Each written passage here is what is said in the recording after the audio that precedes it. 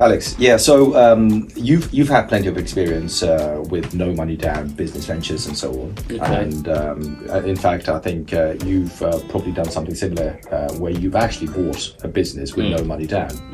Tell me about your experience about the no money down thing. Is it a scam? Is it really feasible? Is it something that we should encourage other people to try and go out and do? Well, at the time that I did it, had no idea of the concept of a no money down deal. So going into the deal in the first place, I actually thought I was going to be paying the guy 50,000 for his company. It just translated the way it was. Straight off the bat, a bit of context. He was an extremely motivated seller. Me and him really got along.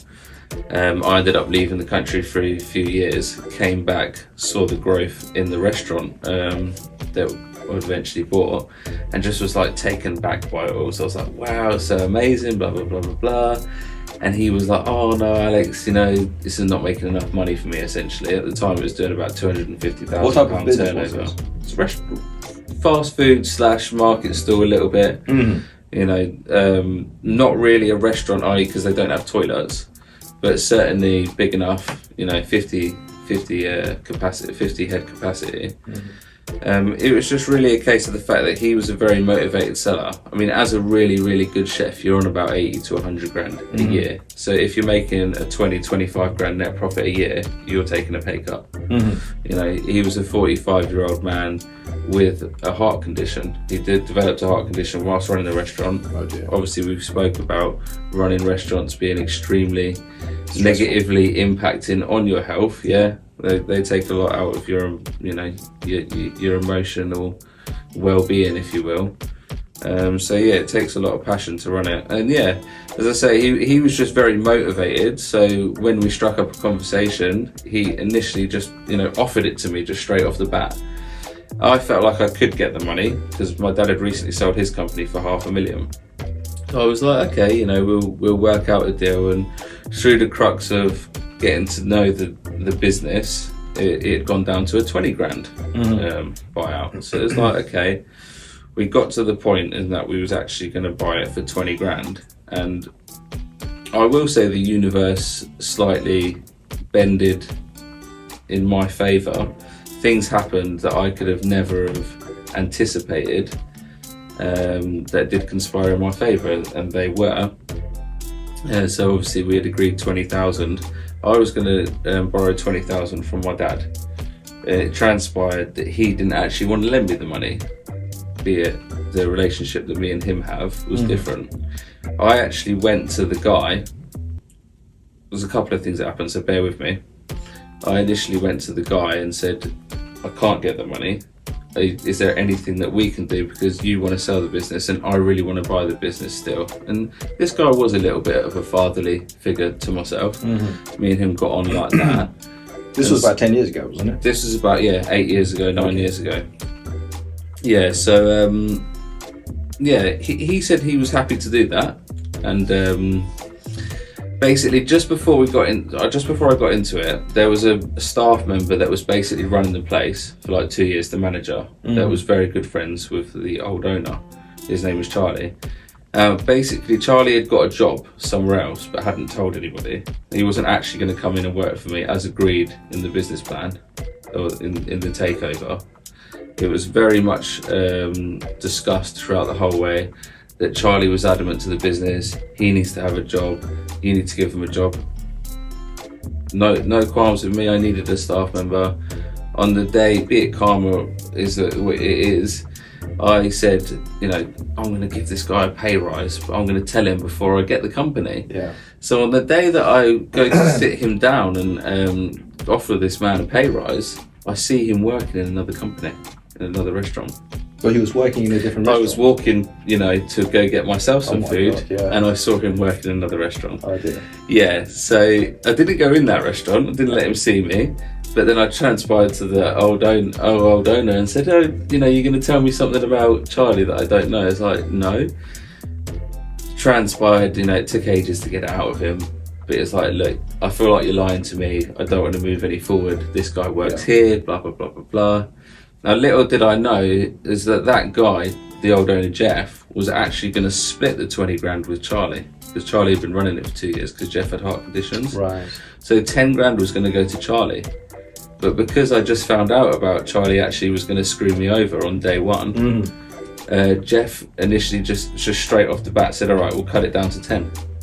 And so now we're talking 10 grand. So, but then, and we're about a week away from going in the restaurant. Yeah. I end up going into the restaurant and this is like going to pay 10 grand, but now it's agreed that Charlie's going to work. Okay, Charlie doesn't want to work there now. So I said to Jeff, you need to pay for a staff member. So next thing you know, I've set up a company bank account. Yeah. I bought the day stock. I only had £600 to my name. £300 and £400 day stock. The next day was another £300-400. And obviously that is what started the company. I only had the £600 to my name. That's amazing. And after a few weeks, Jeff was paying for the staff member. The company had about 5 grand in the bank. So I turned around to the bank. Obviously I'd already gone to them and asked them for 20 grand. And they said they won't lend money to companies that are buying another company. Yeah. But they will give me a 10 grand overdraft. And so just like that, the company bought itself. The company bought And itself. I just had that epiphany moment that other people have spoke about, where it was just like, wait, hold up a minute, I've just bought a 250 grand, 20 grand net profit a year company with no money to my name. So would you say luck had played a big part in all of this? Yeah, I would say that the defining factors were extremely motivated seller, Yeah. an amazing relationship that me and the owner had developed really helped, because there were so many snags along the way, even right to the day where I didn't actually have any money. I still want to buy the company though.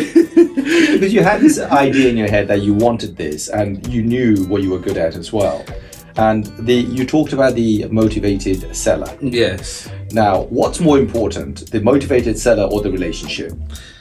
I think they were equally as important, but I mean the motivated seller would probably, I feel like that's got to be the defining. I don't know though, because he could have sold the business to other people and I know he didn't want to. He really wanted to sell it to me. He could see me taking it on to the next level. A bit of context into my own personal life, I got offered an amazing job for Thames Water, £350 a day. I said no to it because I wanted to work outside. Yeah, sure. I had just been travelling the world. I didn't want to go inside and work for an Excel spreadsheet, and I just literally wanted to have my own thing where I worked outside. And almost as soon as I shut that door opened.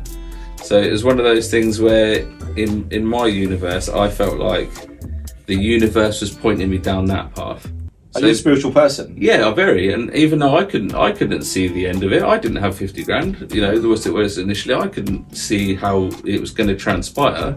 I just felt it, and I followed the path. And I'm actually on a similar path now, actually, as we're expanding the restaurant. You're expanding it. That's perfect. So that was your first business, wasn't it? That you bought. So you were. It was my second technical, but yeah. So you had experience in the food industry.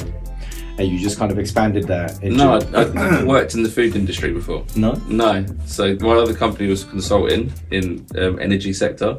Oh, I see. So yeah, it was very different. But I mean, my dad grew up in a Greek restaurant, and food is very much a part of Cypriot Greek culture. I mean, there's a lot of other cultures. Food is a big part, but it never scared me about getting into food. Into the food industry. Yeah. Because that's an important question as well, isn't it? As to... so for instance, I like eating food, but I wouldn't go and open a restaurant because it's just something which doesn't come naturally to me. But I think this is something that's kind of come naturally to you.